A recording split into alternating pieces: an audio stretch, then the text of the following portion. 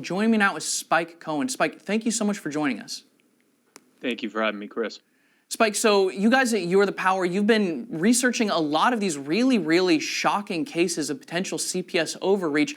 The brunt of it is in many of these cases it involves, this might come as a surprise to viewers out there who have a lot of trust for the medical establishment, but the medical establishment has essentially been looking at cases where honestly, diseases could be involved, and instead sending these cases off to CPS. So really sick kids are being pulled away from the arms of their parents at moments that are otherwise crisis moments where they should be there.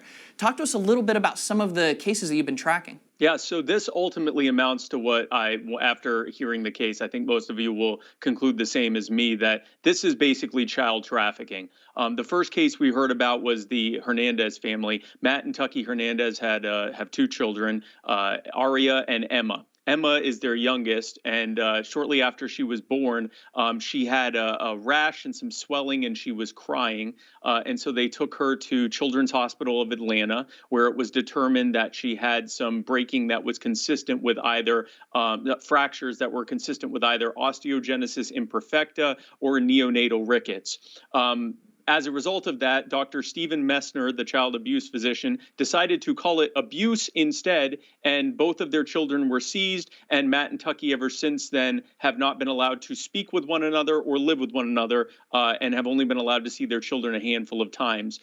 There have been multiple instances in this case where they had to fight to get the medical records and then have it looked at by medical professionals. Those medical professionals were not allowed to testify in their hearing, and instead the judge would only allow the child abuse physician who showed up and said, yeah, statistically, these tend to be abuse, and you can look that up on the internet if you'd like.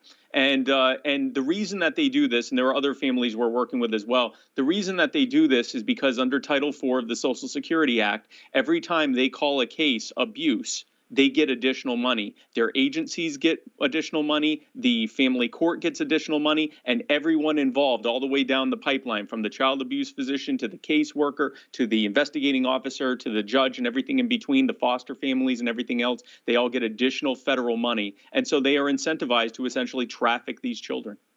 It's really awful, and it's not surprising to me at all that at the end of the day, money is the source of it. So to hear that's at the root of what was happening here is very disturbing, especially when we hear a lot of cases about CPS not getting involved in the cases that we should think that they would, right? For a lot of people at home, I'm sure, like myself, back before I started noticing things like this, you think Child Protective Services, and you think about, the quiet kid who shows up to class with bruises under his shirt, and the teacher notices, and they get involved and send the kid off to some Hallmark family with a golden retriever, and everything's good at the end of the day. But the reality is, more and more often, we hear about those cases where reports are taken, and yet certainly people are paid to make the reports, but the kids are left and often die miserably. I mean, we just had the case with that YouTube mom, so this isn't to say that CPS shouldn't exist or that kids shouldn't be protected, but the reality is that this seems to be a system, like many bureaucracies, many taxpayer-funded bureaucracies, that's incentivized not by fixing a problem, but by perpetuating it. So it's very disturbing that we see that many parents who are trying to do the right thing, these aren't just kids who are in trouble now. These are parents trying to do the right thing are being caught up very fast. And these are things that happen very fast and are completely out of control of the parents. As you mentioned, this is a situation where the parents, the only thing that they could do to try to regain custody of their children is comply with orders that are insane and psychotic. Like, you can't live with your spouse any longer. You can't talk with your child who needs hospitalization for a degenerative disease. It's absolute insanity. So talk to us a little more. This isn't just one isolated case. You brought up the Hernandez family. This is multiple cases, and it seems like a lot of them have been centered around Georgia. Talk to us a little more about what else is going on.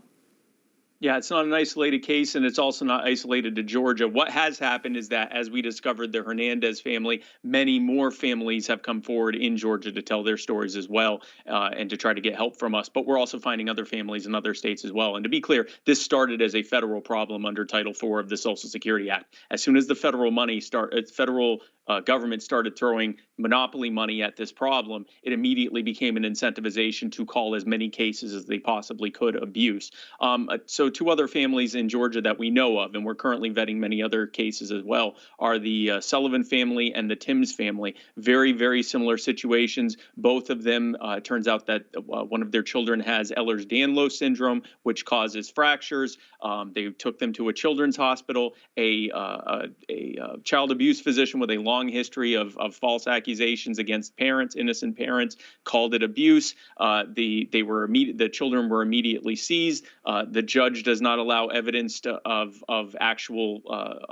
They only allow the child abuse physician's testimony. They do not allow expert evidence, testimony from the parent side saying that this is not abuse, that there's no evidence of abuse. And then what's interesting about all of this is that all of these parents have looming court cases, looming criminal cases against them that are basically on hold indefinitely. And in some cases, they haven't even been formally charged. And the reason's very clear.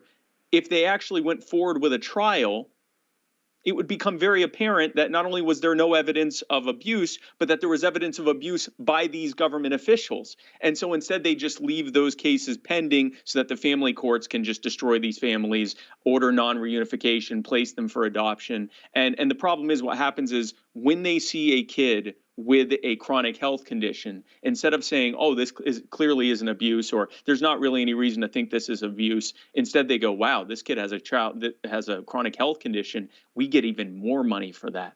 And that's the problem, is they're being incentivized to do it this way. And what they've done is over the past few decades, they've basically created a system, and this is in pretty much all 50 states.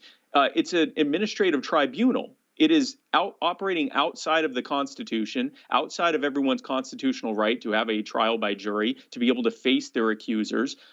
There is no real, there's a very arbitrary standard of evidence. The judge can decide arbitrarily what is or is not evidence. Frankly, they're not even really operating as judges. They're operating in concert with Child Protective Services to be both the investigator, the judge, the jury, and the executioner. If we went back to simply treating child abuse and child neglect the same way we treat every other crime, where there is a investigation, it goes before a judge, the accused has an opportunity in trial to actually prove their innocence, but that they are assumed to be innocent before proven guilty.